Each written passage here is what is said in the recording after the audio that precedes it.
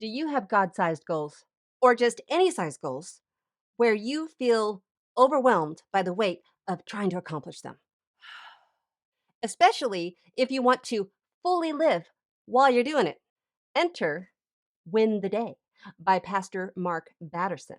God literally dropped this book into my life today.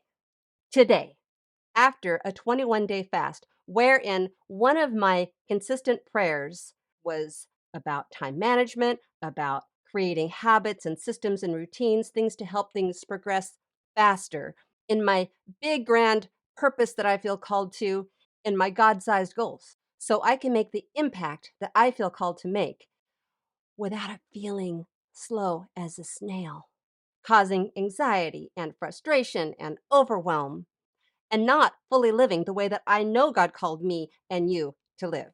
I finished my fast yesterday, and today God prompted me to pick up this book. Let's just say it was a God thing. Such a God thing.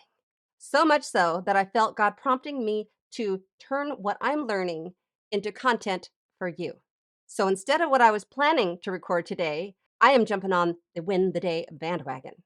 I'm highlighting the 7 habits and the overall principles of what Mark addresses in the introduction of the book, how this book has already impacted me profoundly just from the introduction alone. And I invite you to join my journey over the next 12 video episodes as I unpack each chapter, talk about how I'm applying what I'm learning to my own life, and prompt you to apply to yours as well. Let's do this together.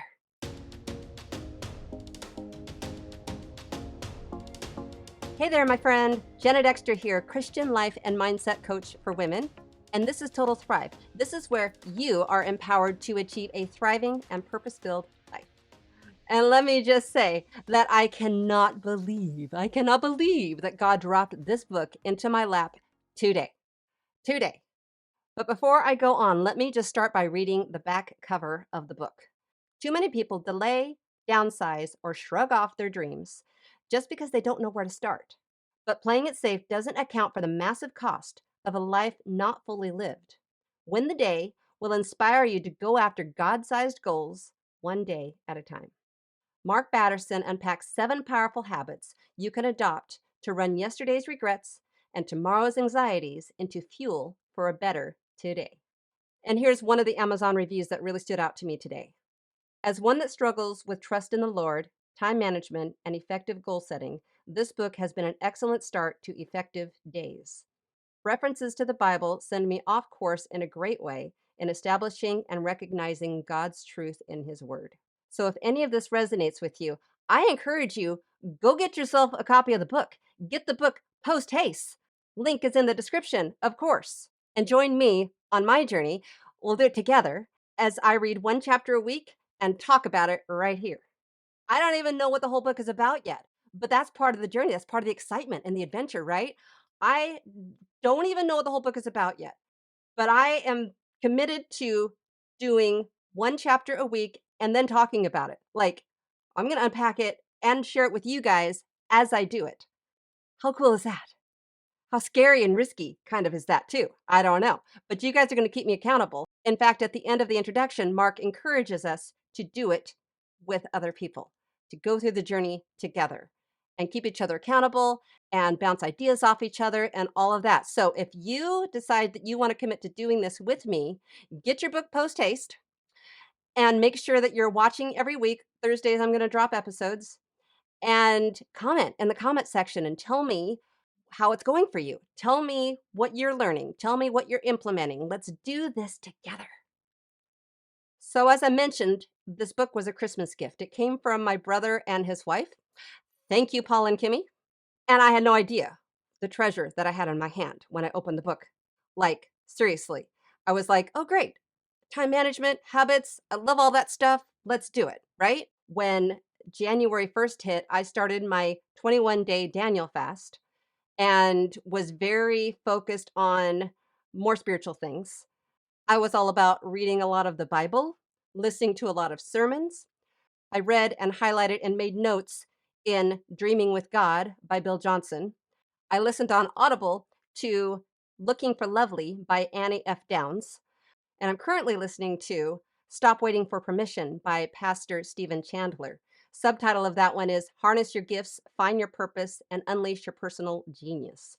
And all of these books, including the Bible and the sermons, God spoke to me in very personal, specific ways throughout my fast. It was like pretty incredible. If you haven't fasted lately, if you are looking for a breakthrough or just want to have a retreat time with God, because that's what it was for me. It was 21 days of a retreat time with God.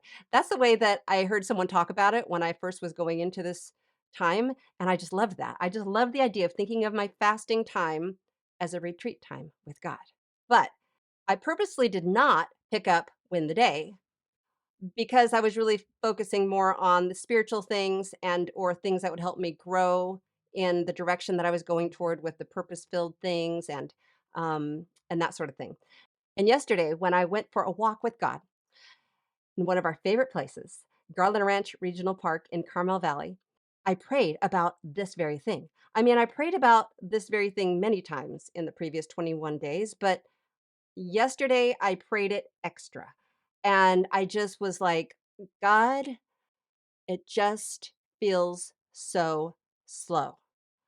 If you followed my journey lately, you know that back in August, I got burnt out. I was doing all the things all the time, and God called me to a season of resting in Him more, which meant trusting Him more and just trusting that He had me, right? And that was followed by basically the same idea of grace. God has been just like grace, grace, grace. Grace, I've got you. Grace, you have enough time to do all the things that you're called to do. I can't tell you how many times He's told me that.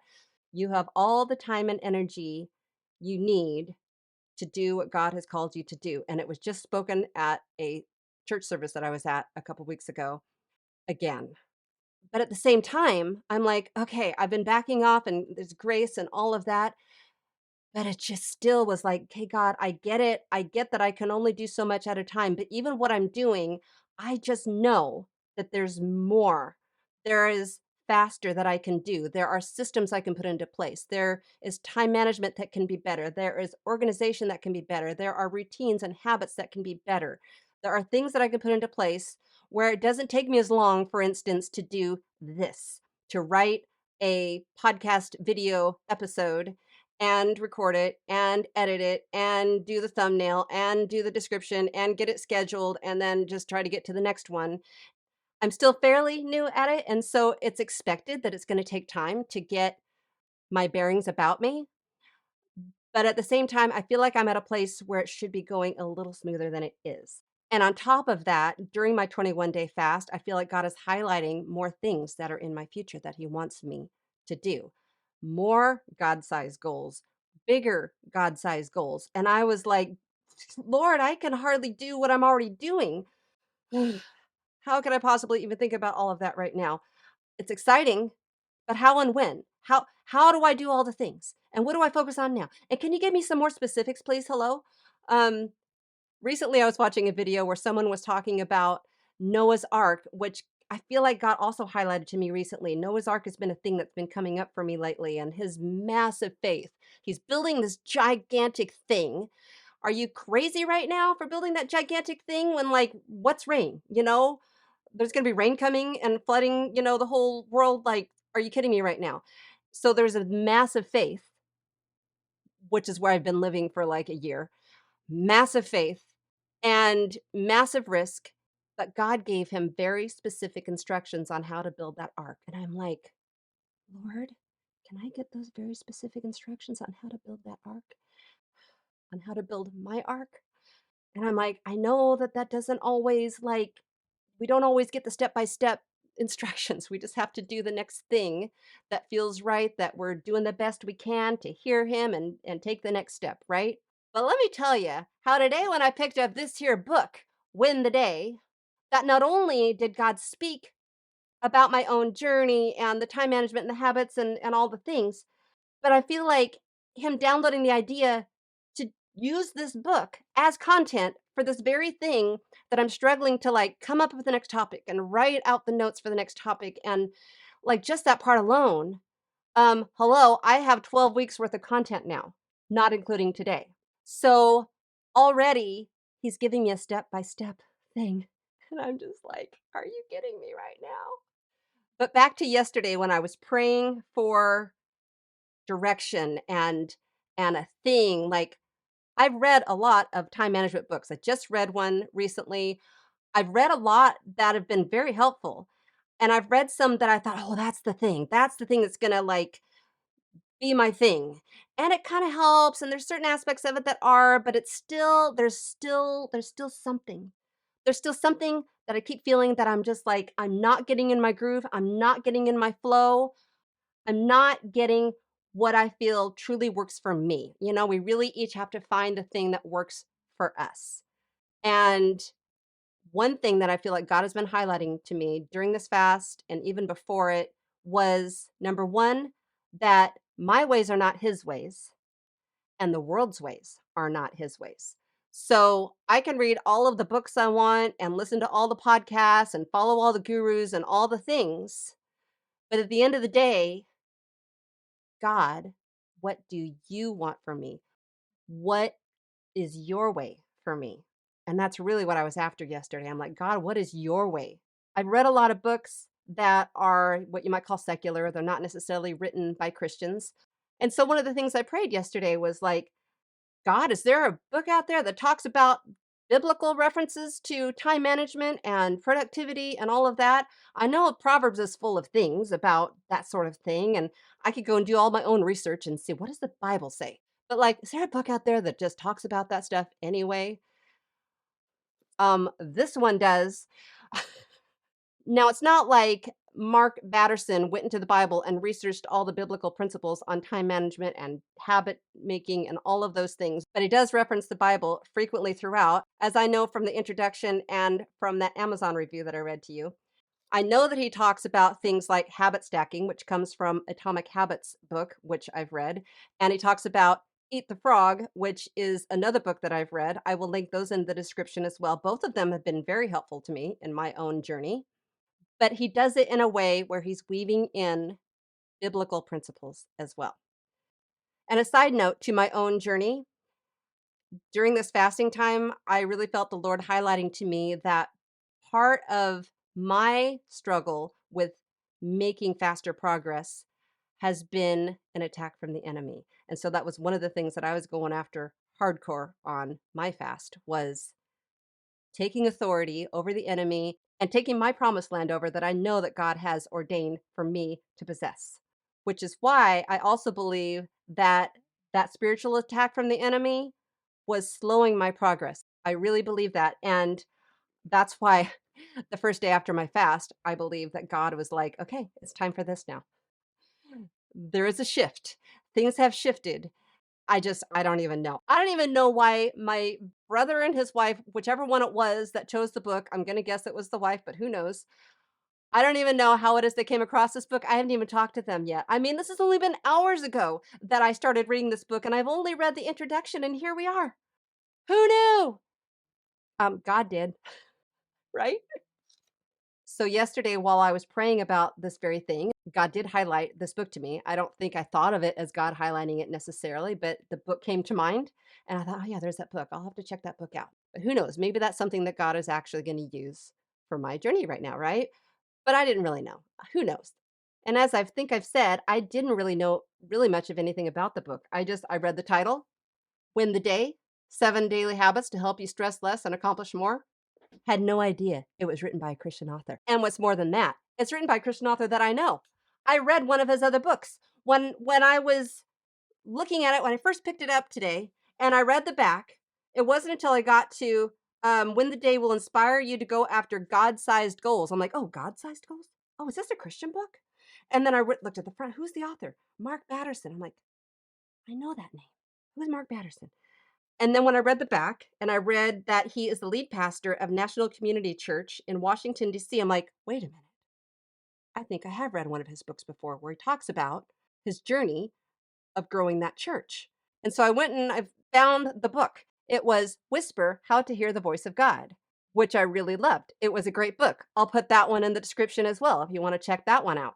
But now I was suddenly super excited about this book because I've already read a book by this author that I really liked, and it just was getting more exciting. And I hadn't even read the introduction yet. And so now I will actually get into the meat of the introduction of the book. In 1871, a 21-year-old medical student read one sentence that would change the trajectory of his life. The person was William Osler, who was destined to become the most famous medical doctor of his time. He would organize John Hopkins School of Medicine. He would establish the first residency program for special training. He would write the predominant medical textbook of his era.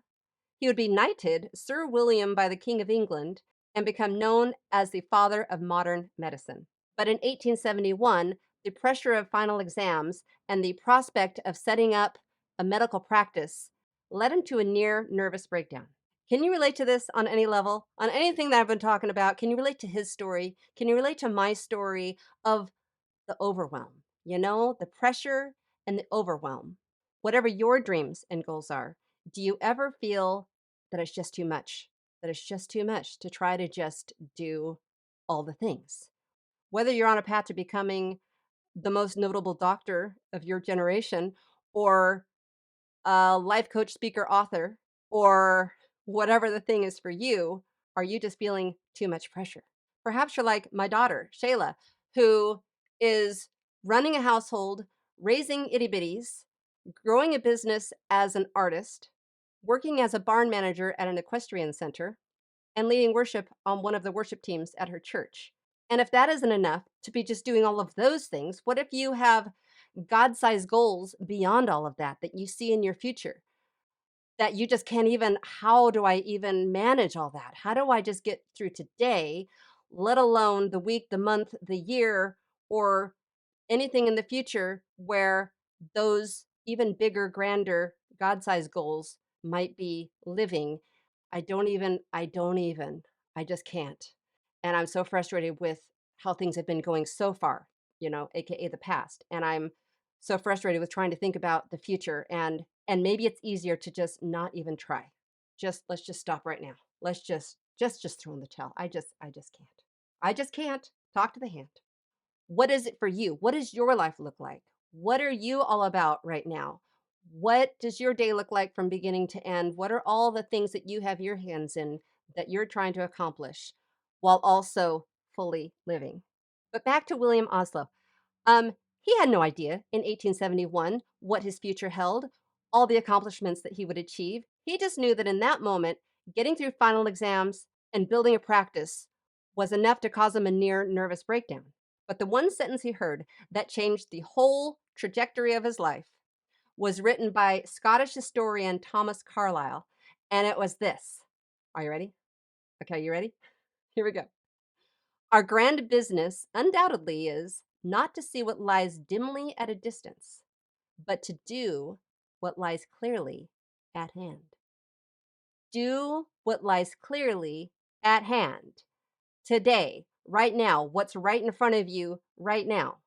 This is the theme throughout the entire book, hence the name, Win the Day, Win Today. And that's not to say that we're not goal setting. It's not to say we don't have big dreams that he wants us to go after and accomplish and achieve. It's not to say that there's not any of that. But the idea is to develop 7 daily habits. And the more you do those habits, one day at a time, it grows into accomplishing those God sized goals. And we're not focusing on the past with the regrets. We're letting the past go, and we're focusing on the 24 hours that we have right now. Live in day tight compartments. So, reading from the book right now, a few months before delivering his day tight address, William Osler had crossed the Atlantic on an ocean liner. While standing on the bridge of that ship, he had an aha moment. The captain was demonstrating the latest and greatest in maritime technology. He pressed a button that shifted gears, turning parts of that ship into watertight compartments. Leveraging that machinery as a metaphor, Osler likened each of us to an ocean liner on a long voyage. What I urge is that you so learn to control the machinery as to live with day-tight compartments, he said. Touch a button, and here, at every level of your life, the iron doors shutting out the past, the dead yesterdays. Touch another part and shut off the metal curtain, the future, the unborn tomorrows. This book is all about pressing that button and unleashing the power of 24 hours. Mark shares another example of this idea of winning the day, focusing on your 24 hours, what you have right in front of you. From NFL Hall of Famer Emmitt Smith. The secret to his success is what he calls the 24-hour rule, where he gives himself 24 hours to either celebrate or lament a recent win or loss, and then he's back to focusing on the challenge for that day. During my 21 days of fasting, I asked the Lord on more than one occasion, Lord, teach me how to pray, like the disciples did, right? The disciples asked him to teach them how to pray. You know what? They never asked him, how do I do miracles? How do I teach like you do? How do I do any of the things? But they saw him going off to a quiet place often and praying. And they saw the results of his prayers, right? So they asked him, teach us how to pray. So during my time of fasting and prayer, I was just, Lord, teach me how to pray. Teach me how to really pray. And of course, his answer to the disciples was the Lord's Prayer, right? And so I would read and meditate on the Lord's Prayer, and I would pray the Lord's Prayer, infusing my own situation into it. And one of the first times that I did that, I was especially struck by the phrase, give us today our daily bread. It just stood out to me, I think, more than it ever has before. And in reading it from the Passion Translation, it says this: we acknowledge you as our provider of all we need each day. But the reference note is what really got my attention because it says that it can also be translated as give us our bread or life. So life can be exchanged for the word bread. Give us our bread or life today for the coming day.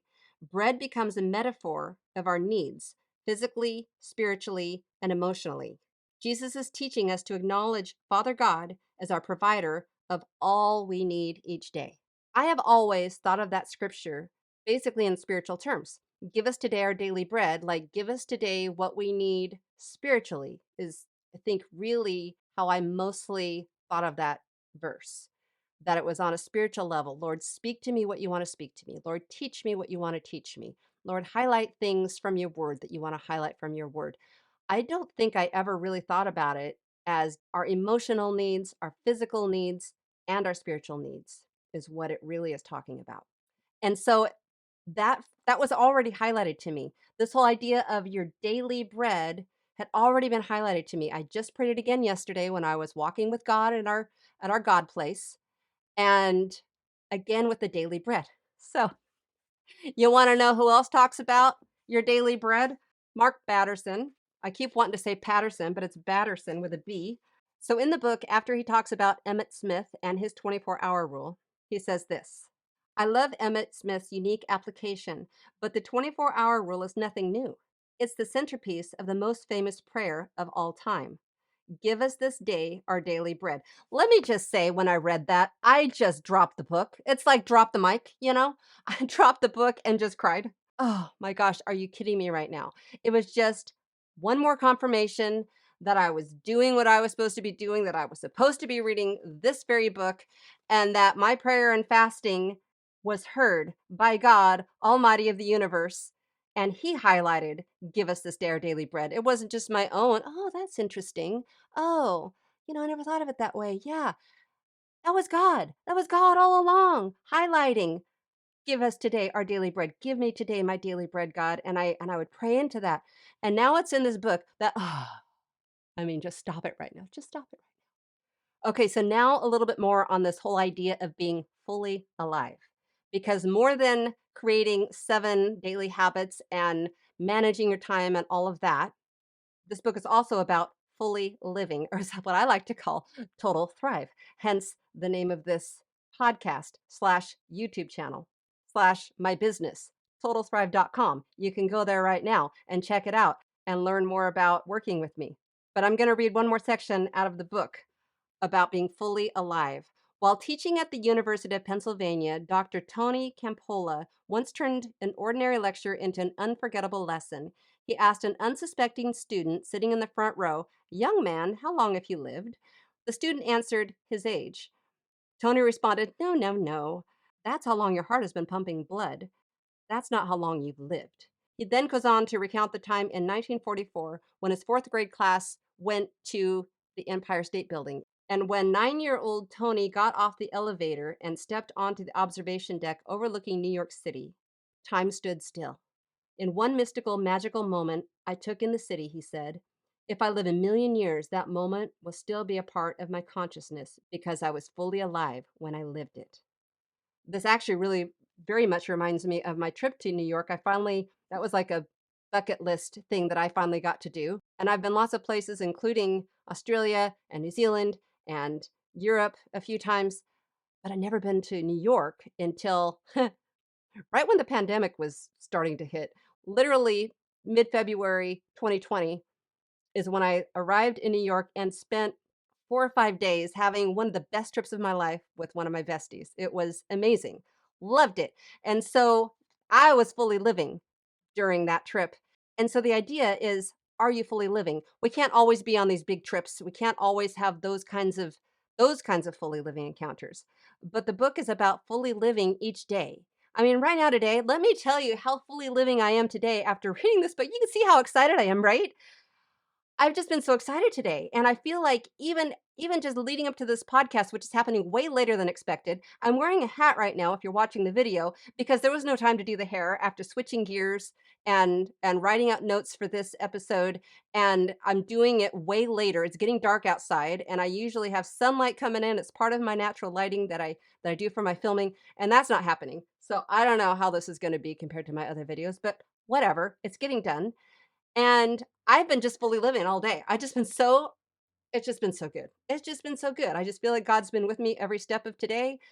And I'm just fully living and enjoying the process. And I'm enjoying doing this right now with you guys. Lastly, I'm going to talk about one more part in the introduction where he talks about a story with LA Dream Center co founder Matthew Barnett. Matthew Barnett happens to also be the name of my nephew, but it's a different Matthew Barnett. Um, Matthew Barnett of LA Dream Center has worked with thousands of people who find themselves at the end of their ropes. They're struggling from addiction and broken lives.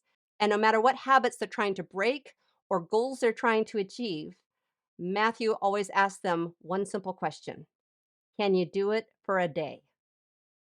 Whatever it is you're trying to do or not do, can you do it for a day? Just one day, just 24 hours. You don't need to think about a year from now. You don't need to think about next week. Can you do it today? By the end of January, 75% of people fail to keep their New Year's resolution. Is that you right now? Because we're almost at the end of January, right? So, what goals or resolutions did you make at the beginning of the year, the beginning of January? And how is that going for you right now? Are you focusing too much on the long term goal? But what if you focused on just today? Whatever thing you're trying to do, create a habit. It's not a habit when you first are doing it. It's just a thing you're doing and have to remind yourself to do and be intentional about. But it's one thing that you're trying to do repetitively enough to where it becomes an actual habit and it becomes part of your routine, part of your just what you do every day. And the more you do the daily small habits, eventually they lead to bigger and bigger and bigger to where suddenly you're achieving the God sized dream. So, briefly, I'm going to go over these 7 habits to help you stress less and accomplish more. These are the 7 habits we're going to be talking about over the next 12 weeks. First of all, before I read the 7 habits, the book is broken into 3 parts. Part 1 is called Bury Dead Yesterday. So, it's talking about burying the past, right? And in that section, habit 1 is flip the script. If you want to change your life, start by changing your story. Habit number 2 is called Kiss the Wave. The obstacle is not the enemy, the obstacle is the way. The obstacle is how you get there. That'll be interesting to unpack. Part 2 of the book is about winning the day, about the present, about your today, right? The first habit is eat the frog. I read the whole book on Eat the Frog. I know all about Eat the Frog, and that really has been helpful. Like the idea of Eat the Frog, I'll just tell you if you don't know. It's a funny way to say it, right? It sounds gross. And that's kind of the idea. Eat the Frog is the idea of you have a big thing in front of you, like sitting down to hit record to record a podcast or a video or whatever kind of a project or a thing that might be a little bit daunting for you. It might be a little bit like, oh, well, maybe I'll just do it tomorrow. And, oh, I'm too nervous, or oh, it's going to be too hard. Whatever the task is for you, the idea of eating the frog is to just jump in and do it. Get it out of the way. The most important thing that's going to shift your life and make the biggest impact on your future, you just dive in and do. He says, if you want God to do the super, you have to do the natural. And then part 3 of the book is Imagine Unborn Tomorrow. So now we're talking about the future. And the next habit is fly the kite. How you do anything is how you'll do everything. The next habit is cut the rope. Playing it safe is risky. And then wind the clock. Time is measured in minutes. Life is measured in moments. And then seed the clouds. Sow today what you want to see tomorrow. And that's another principle that I live by, which is totally biblical. What you sow will be the very thing you harvest. I say it all the time. And so, my friend, I encourage you, get the book. If any of this resonates with you, get the book, read along with me, one chapter at a time. You can read the whole thing, but I'm literally only going to read one chapter a week and really dive into it. I actually also bought it on Audible. So this was a gift for Christmas, but I downloaded it on Audible and I literally listened to the introduction like 5 times today while I was making my lunch and eating my lunch and setting up to do this recording. I just kept listening to it on repeat to really get the thoughts and ideas into my mind before I sat down to write notes on it. And that's what I plan to do every week. I'm going to read, I'm going to underline, I'm going to take notes, I'm going to listen repeatedly, and then I'm going to report back to you my findings and how I'm implementing it in my own life. And we can do it together. So get the book, link is in the description. Follow me on this journey. Comment and let me know how you're doing along the journey. Comment right now. Are you going to get the book? Let me know. If you're planning to get the book, let me know. And let me know you're on this journey with me. It's going to be very exciting. Let's do it. So off you go, girl. Like and subscribe if you haven't done that yet so you don't miss a thing. And then win the day with me with 7 daily habits to help you stress less and accomplish more.